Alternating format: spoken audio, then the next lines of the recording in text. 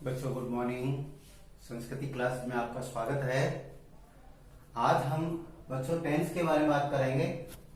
अंग्रेजी में जो सबसे महत्वपूर्ण चीज है वो है टेंस। टेंस यदि हमसे आते हैं तो हम अंग्रेजी बोल सकते हैं, अंग्रेजी में हिंदी के वाक्यों का अनुवाद कर सकते हैं, ट्रांसलेट कर सकते हैं, अंग्रेजी के हिंदी में ट्रांसलेट कर सकते हैं। सबसे मेन चीज है हमारे टेंस। तो बच्चों सबसे पहले हम देखेंगे टेंस। प्यारे बच्चों टेंस तीन होते हैं। टेंस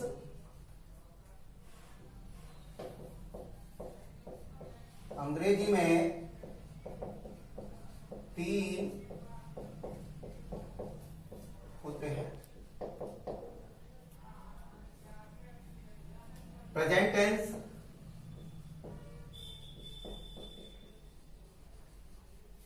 वर्तमान काल।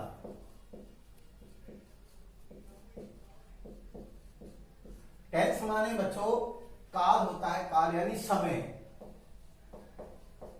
काल यानी समय। वर्तमान काल present tense number 1। Number 2 past tense भूतकाल। नंबर 3 फ्यूचर टेंस जो भविष्य काल।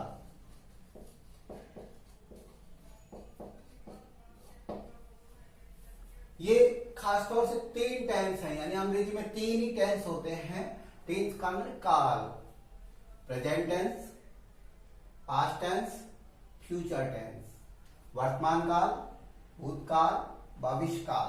यानी कि जो समय चल रहा होता है बच्चों वो तीन श्रेणी में चल रहा होता है। वर्तमान में चल रहा होता है, एक जो हमारा समय गुजर गया उसको हम पास्ट टेंस बोलते हैं, भूतकाल होता है।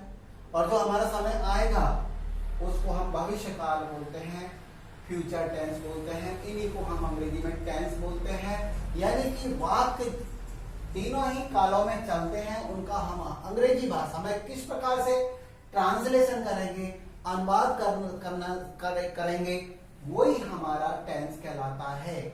और ये जब हमसे आ जाते हैं तो अंग्रेजी भाषा बहुत सरल हो जाती है, उसको हम पढ़ सकते हैं, उसका हिंदी में अनुवाद कर सकते हैं, यानी अपनी भाषा में, क्षेत्रीय भाषा में उसका हम ट्रांसलेट कर सकते हैं। जो भी क्षेत्रीय भाषा है, यदि हमारी पंजाबी क्षेत्रीय भाषा है तो अंग्रेजी का हम पंजाबी में ट्रांसलेट कर सकते हैं। यदि हमारी क्षेत्रीय भाषा तमिल की है तो हम अंग्रेजी भाषा का तमिल में भी अनुवाद कर सकते हैं। लेकिन हमको ये समय आना चाहिए। प्रेजेंट टेंस किस प्रकार वाक्य बनेंगे प्रेजेंट टेंस में, पास्ट टेंस में कोई वाक्य है तो वो उसकी रचना कैसे होगी, किस तरह से उसका अनुवाद करेंगे।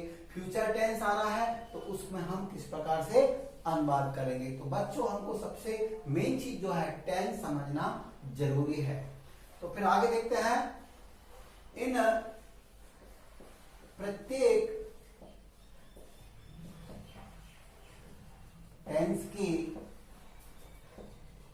चार शाखाएं होती है। बच्चों ये तीन तो टेंस ही हैं, लेकिन इन तीनों टेंसों की चार शाखाएं भी होती हैं। कुल मिलाकर के 12 टेंस होंगे। 4 शाखाएं कौन सी हैं? इंडेफिनिट टेंस एक हमारा होता है, एक शाखा हमारी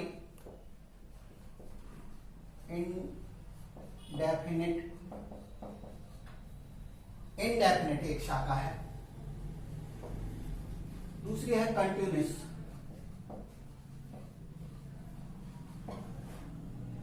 तीसरी है परफेक्ट, और चौथी शाखा होगी परफेक्ट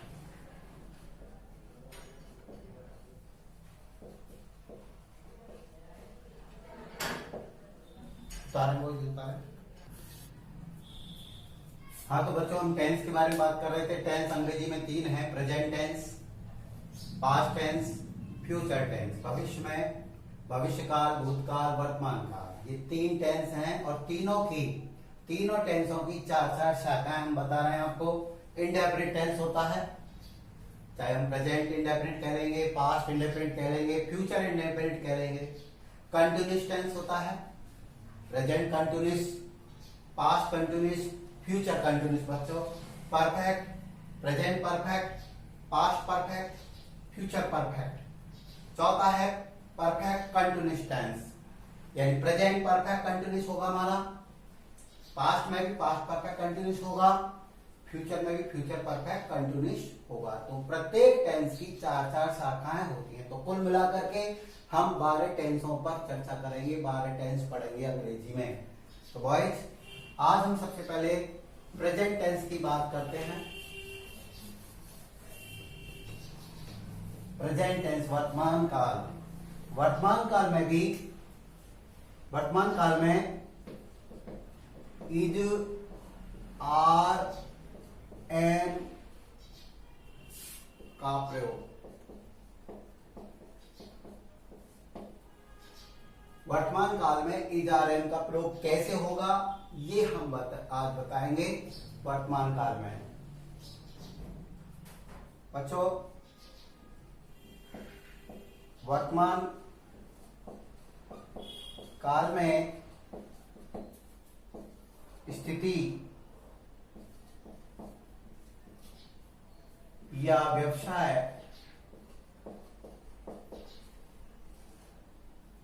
को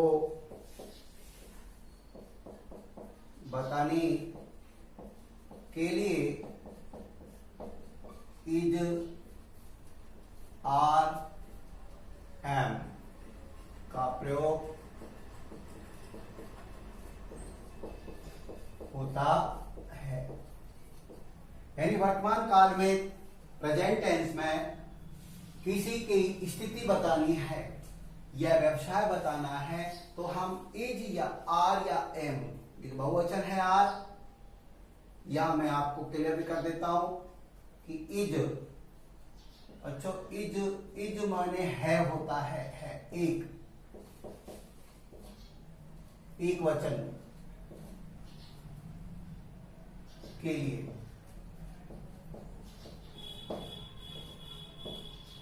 इज का एक वचन के लिए प्रयोग होता है। कर्ता इसमें, कर्ता ही, शी, इट के लिए इज का प्रयोग होगा। वह अध्यापक है, जैसे वह अध्यापक है। व्यवसाय आ गया तो he is a teacher, he is a teacher. 4 बजे हैं, 4 बजे हैं। It is 4 o'clock। ये इज के लिए है। इज माने है, इज एक वचन कर्ता के लिए आएगा, एक वचन के लिए। एक वचन कर्ता जैसे ही, शी, इट, या कोई नाम भी आ जाए, नाम के लिए भी आता है बॉयज। नाम जैसे राम आ गया, सीता आ गया, घनश्याम आ गया, उसके लिए भी हम इजी का ही प्रयोग करेंगे एक वचन के लिए, स्थिति या व्यवसाय बताने के लिए। जैसे हमने बताया कि वह अध्यापक है, ही इज ए टीचर। हम कह सकते हैं कि वह नर्स है, शी इज ए नर्स। 4 बजे हैं, इट इज 4 o'clock। उतारे बॉयज। हाँ तो बच्चों आगे देखें। अब हम बात करेंगे आर। आर को देखें। आर माने क्या होता है? आर माने हिंदी में होता है हैं। आर, जिसको हम आर बोलते हैं, आर माने हैं। बिंदी लग रही है। इज माने है तो आर माने है। यह बहुवचन कर्ता, बहुवचन कर्ता के लिए प्रयोग होता है। बहुवचन बहुत सारे, जैसे कि वे खिलाड़ी हैं, जैसे वे खिलाड़ी हैं, तो इसका करेंगे दे आर प्लेयर।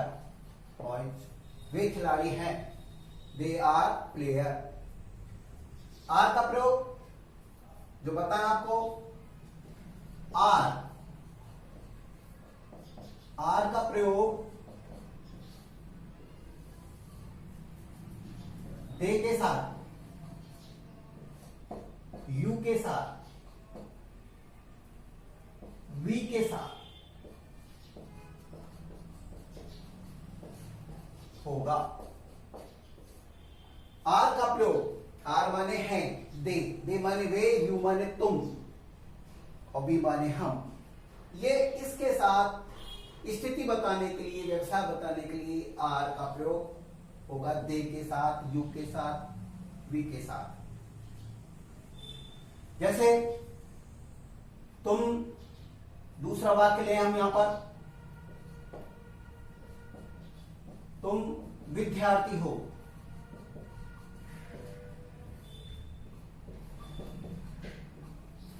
तो यू आर स्टूडेंट।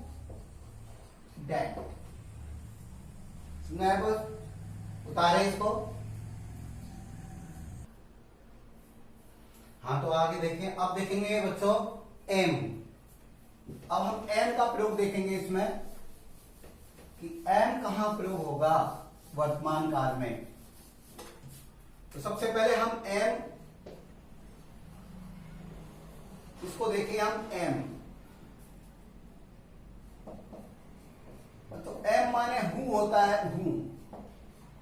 एम माने क्या होगा, हूं होगा। इसको समझो, एम माने हूं, और हूं का प्रयोग